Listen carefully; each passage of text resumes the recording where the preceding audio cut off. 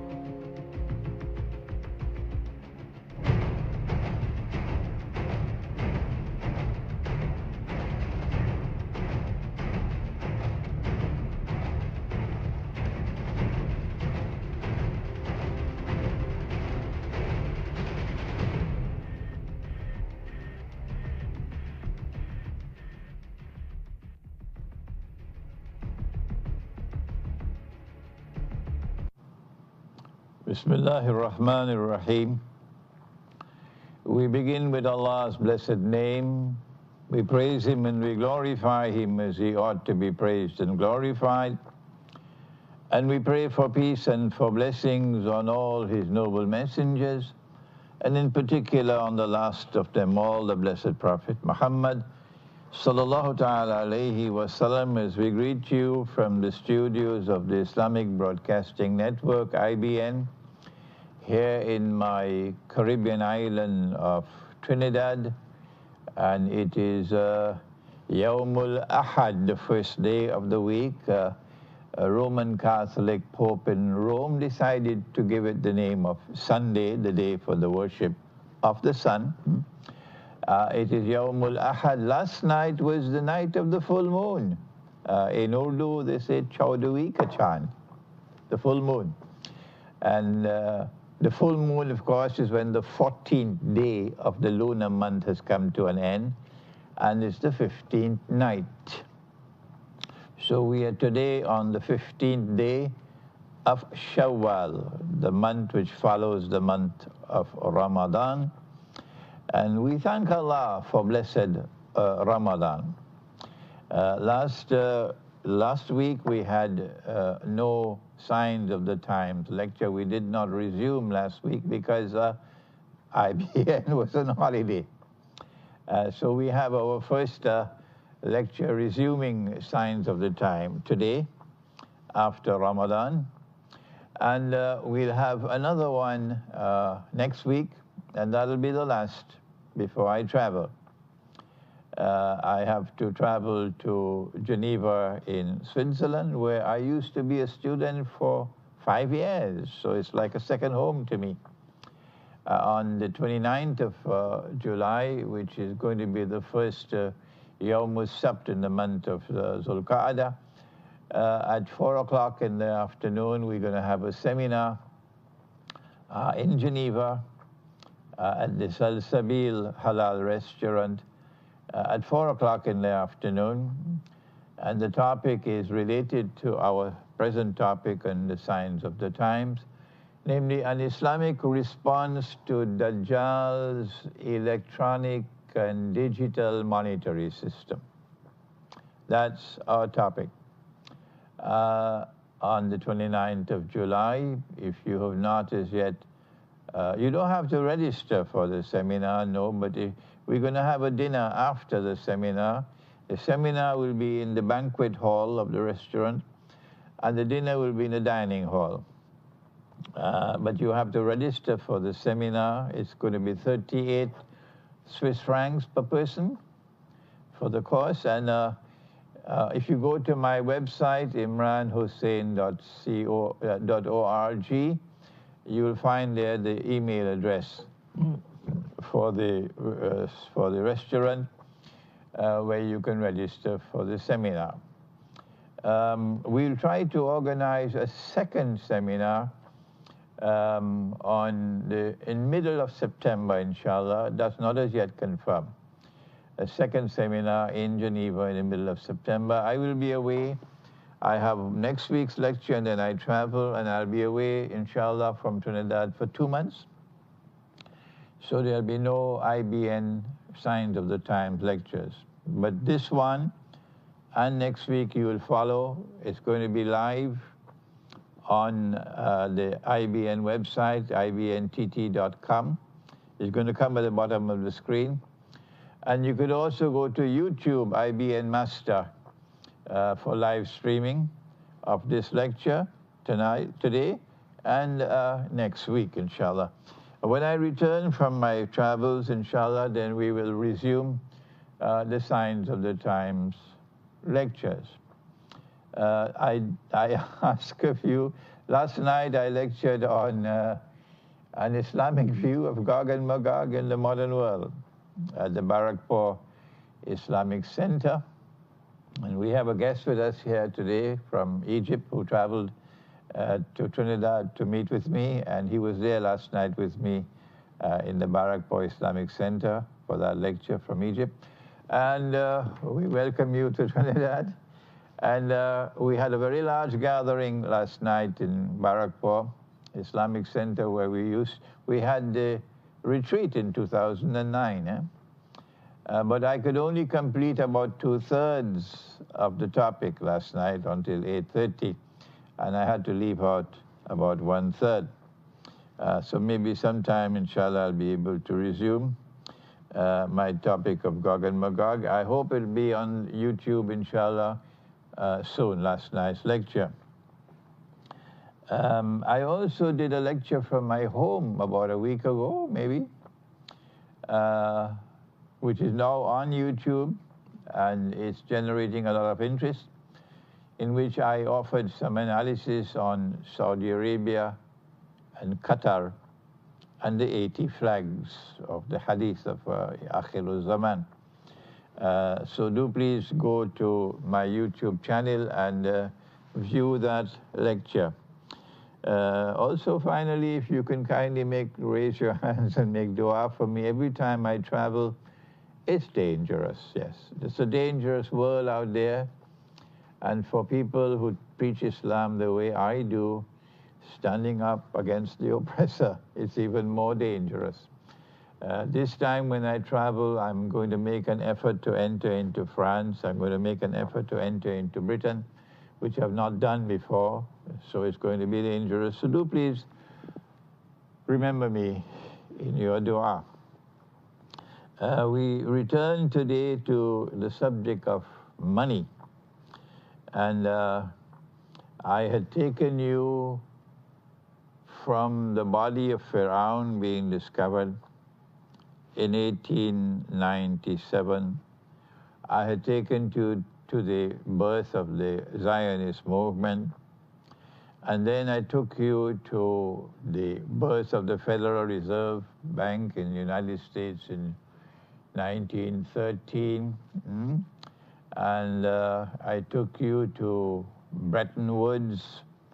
All my previous lectures, please go through them. And we saw an effort in 1944 in Bretton Woods. We saw an effort that was very sinister and very dangerous to move the world away from valid money to bogus money, and to do it in a surreptitious way, in an underhand way, so that people would not see the head of the snake. To turn away from valid money to bogus money means that you are corrupting the market. It will no longer be a free and a fair market. Not only did they turn away from valid money to bogus money, but what they did at Bretton Woods was to create an international monetary fund which prohibited the use of valid money. prohibited what Allah had made halal, because the Articles of Agreement of the International Monetary Fund prohibit the use of dinar and dirham as money. Where is the world of Islamic scholarship? Where are my distinguished and learned brothers, the scholars of Islam? If you make haram what Allah made halal, even a schoolboy knows that that is shirk, the one sin that Allah will never forgive. And if the people follow in that, then they also become a part of the shirk, blasphemy. Some people say, no, shirk is not blasphemy, it's heresy. And that's what they did in 1944. In moving away from valid money, which is gold and silver coins, and turning to bogus money. Now, I've already covered this subject. I've already explained how they use a fig leaf to cover their shame. And that was that the US dollar was redeemable in gold at $35 an ounce, but only for central banks, not for people. I don't have to repeat all of that I've already completed. What I did not say to you so far was that this was a transitory effort. This was a stage that they had in order to hide the head of the snake.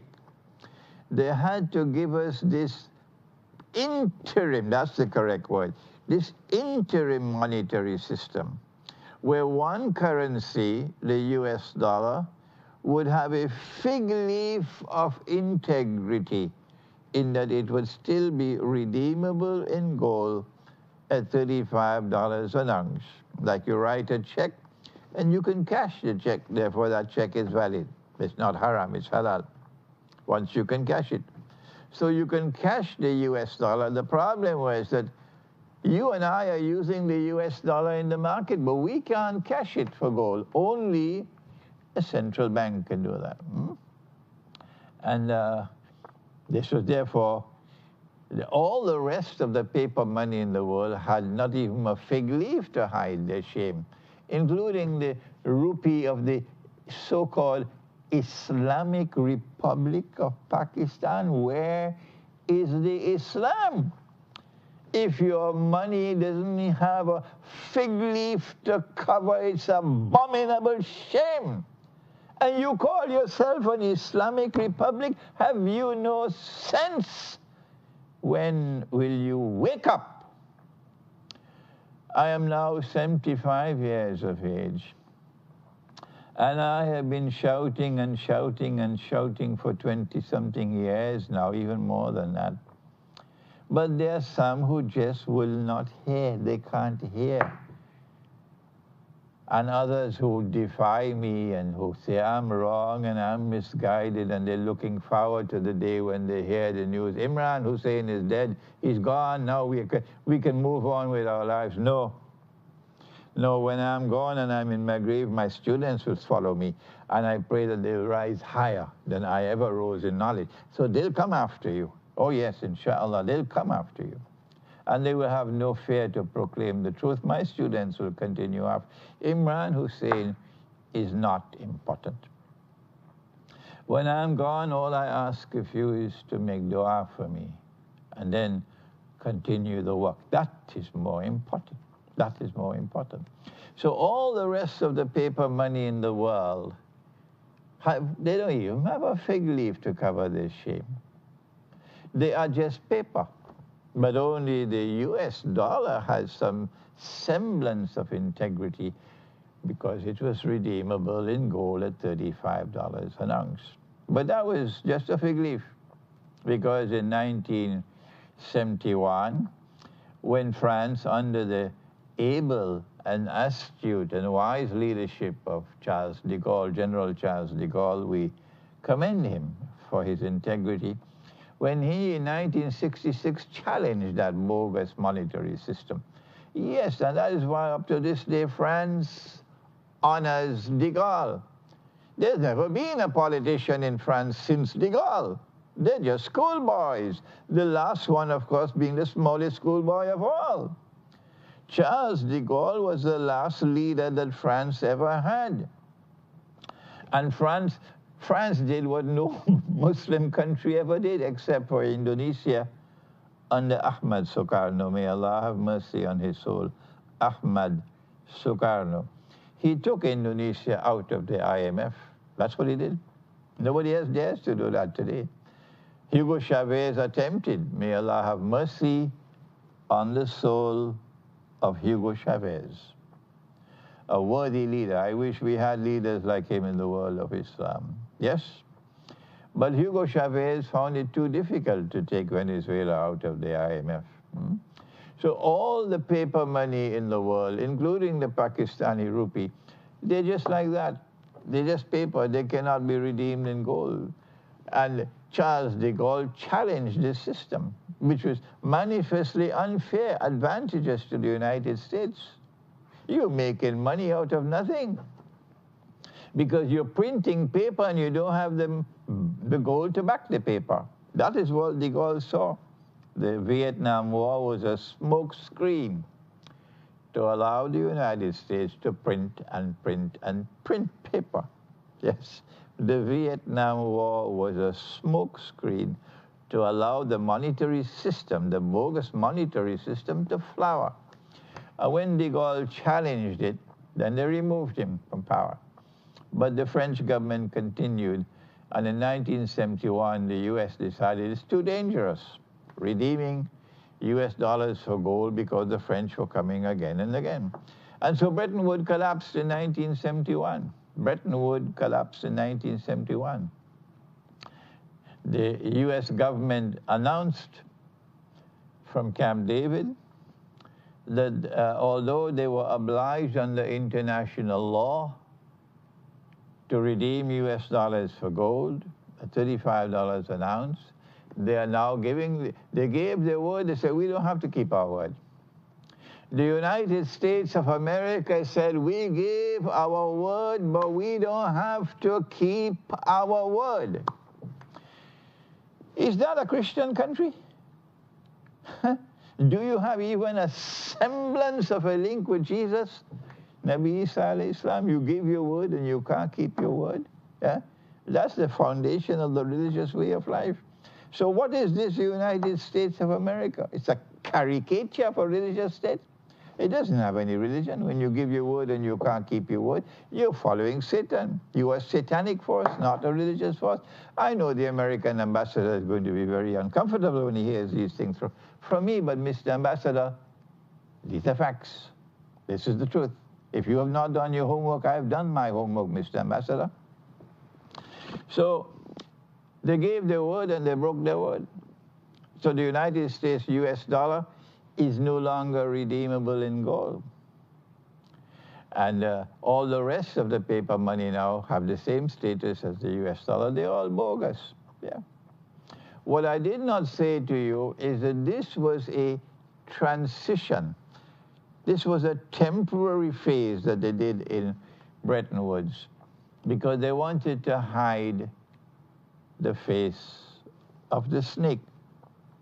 The actual snake was they wanted one currency for all of mankind. If you look at the travaux préparatoires of the conference, you will see where I think it was the British delegate John Maynard Keynes. Scholars of international monetary economics will probably be able to confirm. I think it was John Maynard Keynes who he put the trial balloon that this is what we want to do. We want one currency for all of mankind because our goal is world government. And in order to rule the whole world, we need one currency. That is the heart of world government. To rule the whole world, you need one money. Are you listening to me? But they decided that's too dangerous. If we come out with one currency for all of mankind in 1944, people are going to rebel. People are going to open their eyes. And they're going to say, no, no, no, we reject this. So they had to have an interim stage with many, many, many different currencies. And wait for some time before they could do away with all these currencies and come with one currency for all of mankind, which is where we are now. One currency for all of mankind. And of course, it'll have to be digital money or electronic money. But what happened to the US dollar of 1971? September 1971 was when France came to the United States with, I think it was $3 billion US dollars, and said, Uncle Sam, we want the gold. And Richard Nixon decided it's too dangerous. No, this bank will bust. If we give the money to France, somebody else is going to ask for it. We don't have the gold. So they reneged on their obligations under international law in 1971, and the US dollar then went into no man's land from 1971 to 1973. But then in 1973, they pulled something out of the bag. And that qualified as the most important event in history. In 1973, there was the Arab-Israeli war, and with usual deception, they were on both sides of the war, because on one side of the war, they were supporting Israel, and on the other side of the war, they had their schoolboy, the Soviet Union. They created him, they gave him food to eat, the Soviet Union. The Soviet Union was a Zionist plant, and if the Russian doesn't understand that, I'm telling it to you. And the Soviet Union was on the side of the Arabs, but the Soviet Union was also in their Zionist camp. So they were on both sides of the war in 1973, and they took the war to a draw. But King Faisal, rahimahullah, of Saudi Arabia, had his heart in the right place, although he didn't have much brains, but he had his heart in the right place. And he was very angry about what happened in 1967. So King Faisal had warned that he was going to impose an oil boycott in the United States. And as soon as the war started in 1973, October 73, he imposed the oil boycott on the United States. And the Arab oil-producing countries supported him. And there were lines for oil, for buying gasoline in the United States 1 mile long. Motor cars lining up for gasoline. This was 1973, 74. And the Zionists knew what an oil boycott, a Saudi oil boycott would provoke. They knew it, and they wanted it. The price of oil at that time was $3 a barrel. That's right. And when the oil boycott was imposed, the Arab oil boycott was imposed, it eventually rose from $3 a barrel to $12 a barrel, an increase of 400%. And the US dollar fell by 400%, because by 1973, the US dollar had fallen from $35 an ounce in 71 to 40. Why is money falling in value? Did you ever ask that question? The trade union movement in Trinidad and Tobago, have you ever asked that question? Why is money falling? Bogus money falls in value. Valid money does not fall in value. No, bogus money falls in value, then it's called inflation. They didn't teach you that subject, eh? So from $40 a barrel $40 for 1 ounce of gold, 40 US, it fell to 160. It fell by 400%. And the Arab oil producing countries suddenly found themselves richer, wealthier, with money flowing into their banks, into their coffers by 400%. It was in 1974 that the most important event in contemporary history occurred. And Saudi Arabia played the crucial role in that event. What is it? What was it? I now return to a hadith which is in Sahih Bukhari, and my methodology differs from the Salafi methodology, and I am not with any boxing gloves against the Salafi, and I pray that the Salafi will open his eyes and begin to understand, okay? So no boxing gloves. But before I turn to that hadith in Sahih Bukhari, which explains what happened in 1974, I have to turn to another event in the life of Prophet Muhammad alayhi salatu wasalam.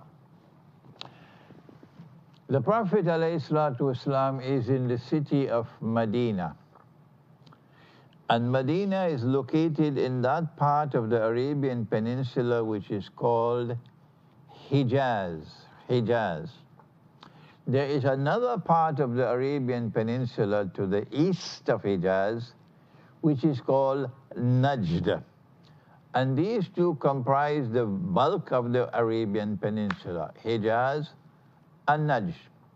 Hijaz to the west, and in Hijaz is located Mecca and Medina, and Najd to the east. And it is in Najd that you have all the oil. So Prophet Muhammad alayhi salatu wasalam speaks, and he praises our Sham and our Yemen. Allahumma barik lana fi Shamina, fi Shamina.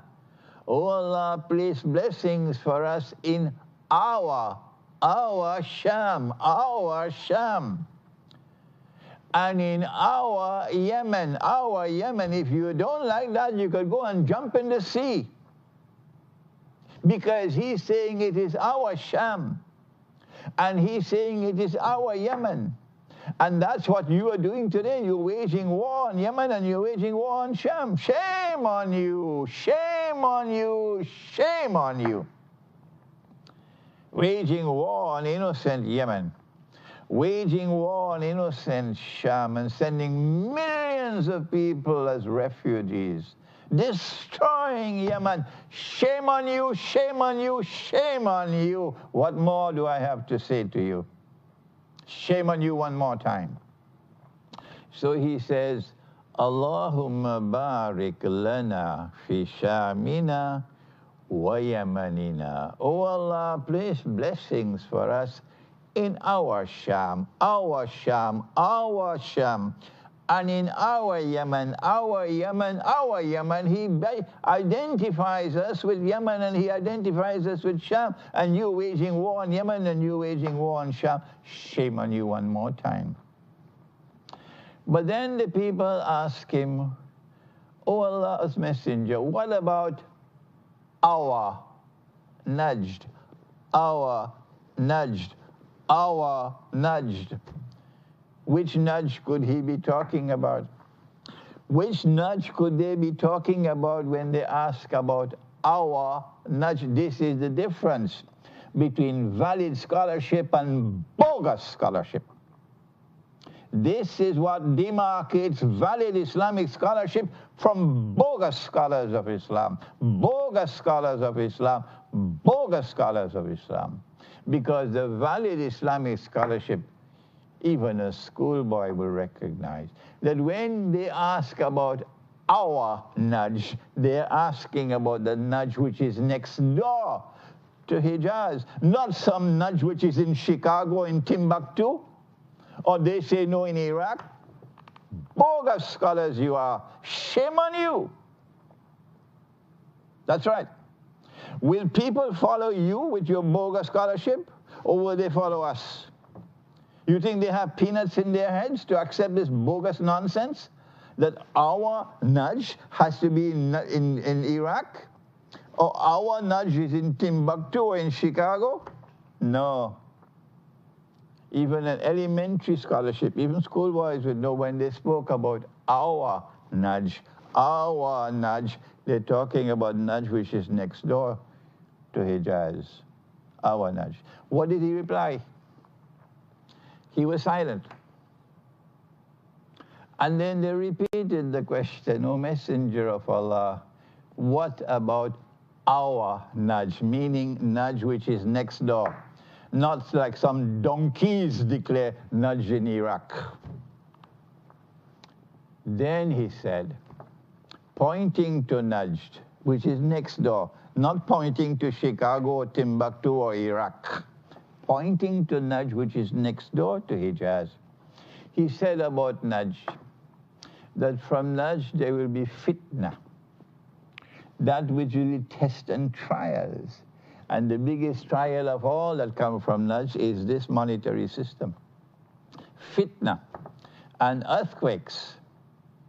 And he pointed to nudge and he says, Karnu Shaitan. The age or the epoch or the people of Satan are coming from nudge. Those were his words. And the Saudi leadership, the Saudi Wahhabi leadership, you don't like the name Wahhabi, you don't like my using the name Wahhabi, go find somebody else to listen, leave me alone. They came from Najd. That's where they came from. The ones who control power in Saudi Arabia today, they came from Najd. Everybody knows that. So having explained this hadith and pointing to the role, the sinister role of those who control power in Saudi Arabia, we now turn to a hadith in Sahih Bukhari, which explains what happened in 1974. The Salafi methodology, and I am not with any boxing gloves, I'm not disrespecting the Salafi, no, I'm talking scholarly work. The Salafi methodology is that if, and they're very cautious because of this, that if there is a verse of the Quran or there is a hadith which has not been interpreted, ta'wil. We're talking not about tafsir, we're talking about ta'wil, interpretation. Tafsir is explanation, ta'wil is interpretation. And it has not been interpreted by Allah and His Messenger and by the Aslaf, the early Muslims. Then they say, no one has the authority to interpret. None. So if there's a hadith that Dajjal is going to come on a donkey, and the donkey will fly as fast as the clouds, and the donkey will have his wings stretched out wide, a donkey with wings, a donkey with wings, and a donkey flying as fast as the clouds. Since this is a hadith, since this is a prophecy of Prophet Muhammad ﷺ concerning Dajjal, and since it has not been interpreted, the Salafi insist that they must wait for the flying donkey. The flying donkey. Well, I have here in my studio, I have my visitor from Egypt, and he just came to Trinidad on that flying donkey. Oh yes. We have a different methodology. We say that this is religious symbolism, and we say that we have the right to seek to interpret religious symbolism, but when we offer an interpretation, we always say, Allahu Alam, Allah knows best. We can be right, we can be wrong, but we have the right to seek to interpret, to understand. So we say the flying donkey is the aircraft. And Dajjal will master the skies because of the aircraft. And the wars will be waged now on who has power to control the sky, not the sea anymore, the sky. That is Dajjal's power, the sky. the drones, the satellites, and so on. And so, the hadith is in Sahih Bukhari, which explains what happened in 1974. He said that the river Euphrates, which is in Iraq, will uncover a mountain of gold. And people will fight for that gold. And 99 out of every 100 who fight for that gold will be killed. And each one will say, I am the one who will survive. So this will be an uncertain war. No one will be able to enter that war with certainty that they will be victorious. What a war. It will be a unique war in history, like no other war ever before in history, which kills 99% of all combatants. But he said that the Muslims, the believers, must not touch that gold. A war which kills 99% of all combatants has to qualify as the Great War. The Christian eschatology refers to it as Armageddon. In Islam, we know of it as the Malhama. And in order for us to be firmly grounded in this war, we go first to the Quran and then to the Hadith. Is there any reference to this war in the Quran? Yes, there are. We want to turn to only one verse of the Quran, only one at this time. There are others. I gave a lecture in, where was it? In Mauritius, yes, on nuclear war. And that lecture should be on my YouTube channel on an Islamic view of nuclear weapons, I believe, was the topic. And in that lecture, I quoted several verses of the Quran pertaining to nuclear war. So please check out that lecture. But this verse is in Suratul Isra of the Quran, Surah number 17.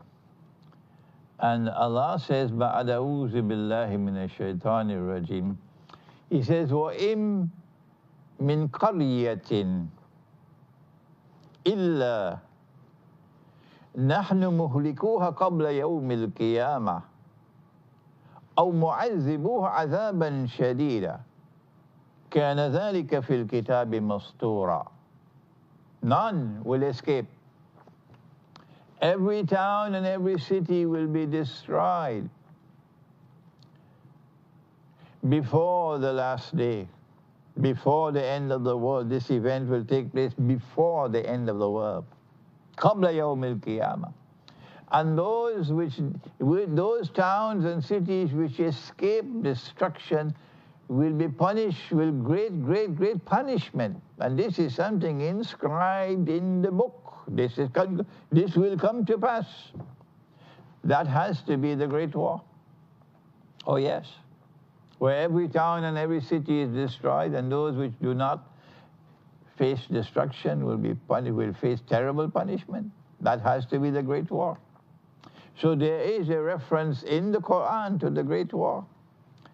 And the Great War can only have this kind of destruction if there are weapons of mass destruction used in that war. Because conventional weapons will not kill 99% of all combatants. It has to be nuclear weapons. There are those who have been trying far more vigorously than is comfortable for me to persuade me that there are no nuclear weapons. Well, what happened in Hiroshima and Nagasaki was a dream? Of course there are nuclear weapons, and there are thermonuclear weapons, and there are other weapons of mass destruction we probably don't know about. And we are now on the verge of that nuclear war, in which 99% of all combatants will be killed. Why? Because they're fighting for the mountain of gold. The Salafi says that since Allah and His Messenger and the Aslaf never offered an interpretation or a ta'wil of this prophecy, we are obliged to wait for a mountain of the metal to come out from underneath the river. That is Salafi Islam. And I don't have any boxing gloves. I am not being disrespectful to you because there are many Salafi who are my students. We say no. We say this is religious symbolism. And I have offered an interpretation of this prophecy of Nabi Muhammad alayhi salatu wasalam. I offered it several years ago, and the reason why I could offer this interpretation was because Allah, in His kindness, allowed me to have an education that the normal scholar of Islam does not have. I studied international relations for 1 year, a postgraduate course in international relations at the Institute of International Relations of the University of the West Indies, because the Ministry of Foreign Affairs of Trinidad and Tobago said to me, we would like to have you as an officer, but we want you to go back and do this course. So I went to the University of the West Indies, the Institute of International Relations, and I studied there for 1 year. And among the subjects that I studied, in addition to international politics and international law and the history of international relations, the diplomacy and so on, was international economics. In fact, my little sister came after me and she's done a PhD in international economics. So I often consult with her. But in addition to studying international economics, I had to study international monetary economics. And when I went into the classroom, I took the Quran with me, of course, in my heart. And because my teacher, Maulana Fadlur Rahman Ansari, rahimahullah, had trained me how to study the Quran, I was able to use the Quran to recognize that this was bogus, this money was bogus. Yes. And then I came first in the class after 1 year, and they were all looking down at me, the Pakistani graduate, and this was a graduate from the Sorbonne, and this was a graduate from the London School of Economics, and these were graduates from Canadian and American universities, and this poor fellow was a Pakistani graduate, so they were all looking down at me. But at the end of the year, I came first in the exams because of the Quran. And then I got a scholarship to go to Geneva to study at the Graduate Institute of International Studies. And over there, I had so many quarrels with my teacher teaching me international economics, monetary economics in particular, that eventually he said to me, Mr. Hosein, you don't have to attend my class, you know. Meaning, I don't want you in my class. Just write this exam at the end of the year. So I couldn't attend his class. And at the end of the year, I wrote the exam and I passed the exam. But I already was aware that this system was bogus. Because of this training that I had in international relations, in international monetary economics, in international trade and development, in international law, in international politics, in diplomacy, in the history of international affairs, because of this training I had, which the scholars of Islam do not have, I was able to understand the hadith, that a mountain of gold is going to come out from underneath the river. It came out in 1974. And I offered my interpretation, and about, I don't know, 95% of those who have listened have accepted my view. And that little 5 or 10% out there with boxing gloves hitting me from every single direction realize that they're fighting a losing battle, because people are not persuaded by their view that you have to wait for a mounting of the metal to come out from underneath the river.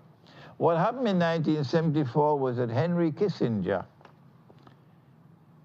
waited until the price of oil had risen from $3 a barrel to $12. And the Arab oil-producing countries are all very happy. King Faisal was very happy. And Zulfikar Ali Bhutto in Pakistan was very happy that the money is coming now, the money is coming. And Zulfikar Ali Bhutto, and one of the last leaders that Pakistan had was Zulfikar Ali Bhutto. The rest are all schoolboys. Zulfikar Ali Bhutto and Faisal teamed up to form an alliance, that this money which is now coming in must be put to the use of the Ummah of Muhammad alayhi salatu wasalam. That was the brilliance of Bhutto. It was Benazir's father. He did many wicked things. You don't have to remind me of that. He did many wicked things, but this was good, what he did, to bring that alliance of Pakistan with Saudi Arabia. And then they pulled off the Lahore Islamic Summit Conference in February of 1974. But I don't have the time today to take you into that glorious history. What Henry Kissinger did was to go to Riyadh.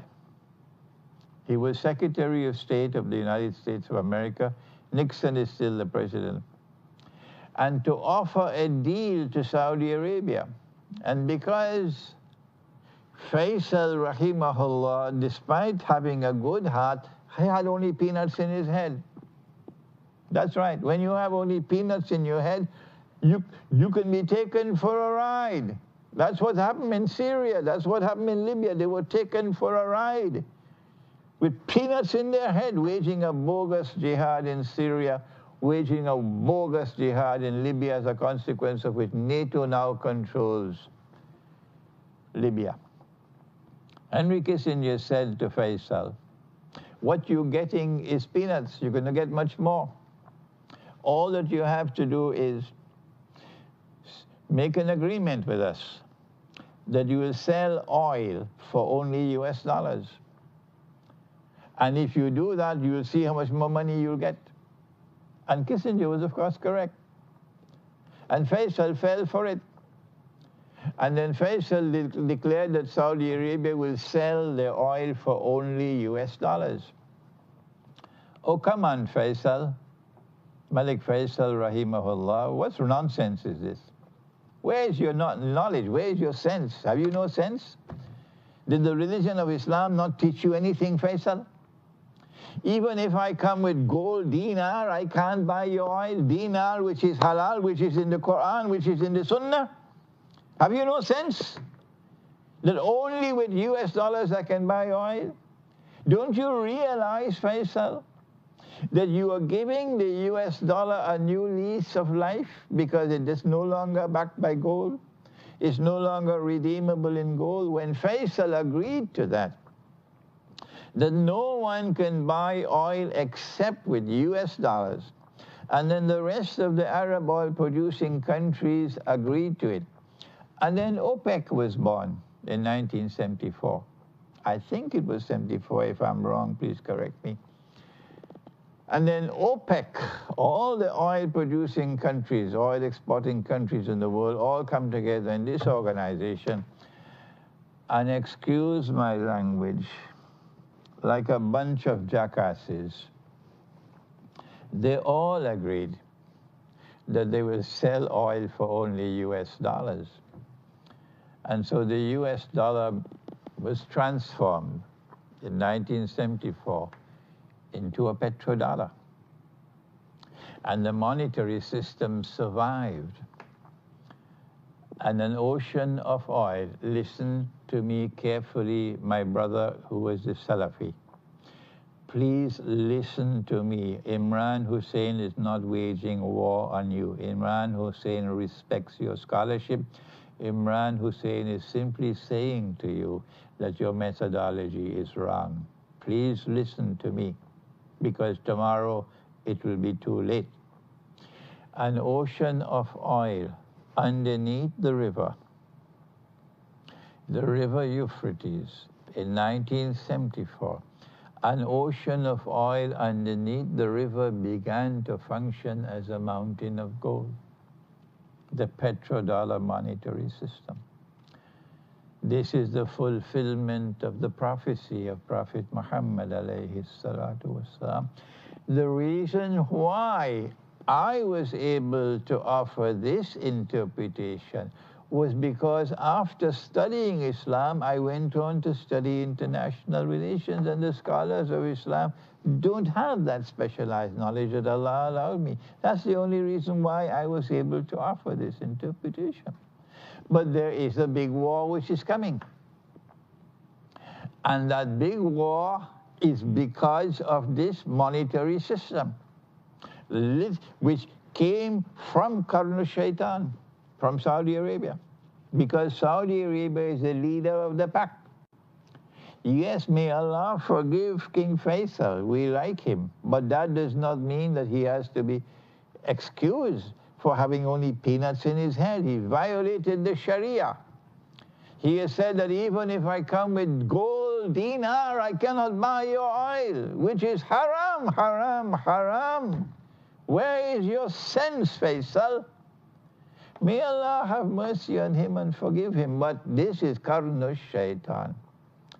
This is the people, the age of Shaitan, the generation of Shaitan, who have brought into being this monetary system, the petrodollar monetary system, so that an ocean of oil underneath the river is now functioning as a mountain of gold, exactly as the Prophet said, alayhi salatu wasalam, in Sahih Bukhari. We have just a few minutes left and I'm running out of time. I'll have to continue the subject next week. We have no time for phone calls today, sorry about that. There are many Hindus who are listening to the Signs of the Time lectures. There are many Christians who are listening to the Signs of the Time lectures. And you are our brothers. Yes, you are our brothers. We have respect for Hinduism. Yes, I have respect for Hinduism. I have respect for Christianity. I'm not here with boxing gloves against you. I want to build an alliance to defend the religious way of life. The big war is coming. And that big war is because of the mountain of gold. Russia is leading the challenge. And Russia is supported by China. And with Russia and China, there is South Africa, there is Brazil, and there is India. Although India seems now to have jumped into the camp of Israel. BRICS it is called, and BRICS is the cause of the nuclear war which is coming. BRICS is a challenge to the petrodollar monetary system. The Prophet said that they will fight for that mountain of gold, and that is the war that is coming. And when Saudi Arabia amasses all the Sunni countries, the schoolboys who lead the world of Sunni Islam, to form an alliance which they say it's against terrorism, but it's against Iran. Oh yes, it's against Iran. They will not invite Iran, no. And this alliance, once it is sealed, and you take a Pakistani former chief of staff of the armed forces and make him the commander-in-chief of this Sunni alliance, I don't know, about 40 states. And then you invite Donald Trump.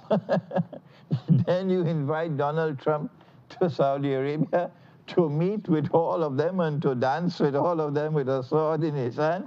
It's comic, isn't it? It's, it's comic. No, it's not comic, it's serious. What they're doing is trying to forge an alliance between NATO and the schoolboys who rule over the Sunni world of Islam. That's what they're doing. And I believe that the master plan, led by Qarn al-Shaitan, Saudi Arabia, led by Qarn al-Shaitan, Saudi Arabia, led by Qarn al-Shaitan, Saudi Arabia, is for all of them to land their troops in the north of Syria. Qatar doesn't want to be a part of that. No, because Qatar is too exposed. It's a little peninsula jutting out into the sea facing Iran. And when the big war starts, Qatar will be finished within 5 minutes. That's why Qatar is resisting. Qatar knows Saudi Arabia better than Saudi Arabia knows Saudi Arabia, because both Qatar and Saudi Arabia have been at the forefront of terrorism, funding and arming and training and providing all the weapons and so on for the terrorists who are waging their bogus jihad. So Qatar and Saudi Arabia are sisters. The difference, however, is Qatar feels exposed.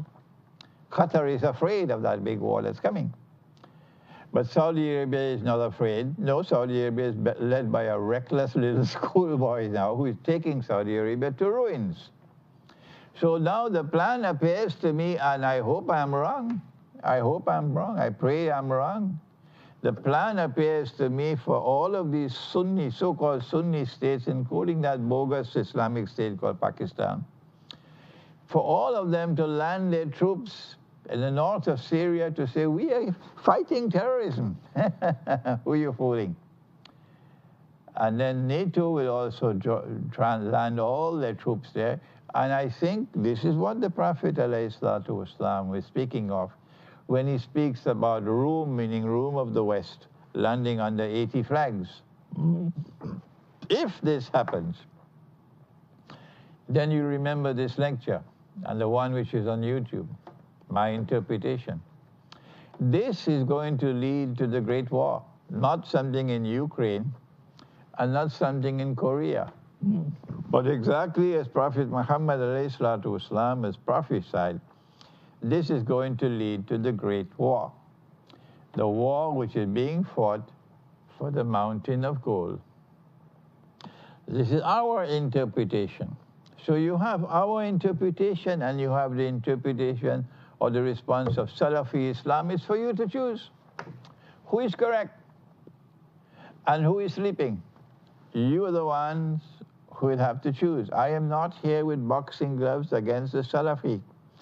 This is a learned discussion and it should be pursued in a respectful way because we are dealing with knowledge, yes. And let me repeat that I have Salafis who are my students, yes. If this big war is to take place, it can take place at any time, how do we respond to it? What do we do? We end with this statement of Nabi Muhammad ﷺ, who said that the Muslims or the believers must not touch that goal. Meaning that we must resist the electronic and monetary system which is coming. How do we resist it? What should be response? That will be my topic for Geneva. I leave you now. May Allah bless you. If you turn to the Quran and you turn to the scriptures and you turn to Nabi Muhammad ﷺ, and with integrity in your heart, you seek now to understand the world today and to respond to it appropriately. Thank you. Wassalamu alaikum wa rahmatullahi wa barakatuh.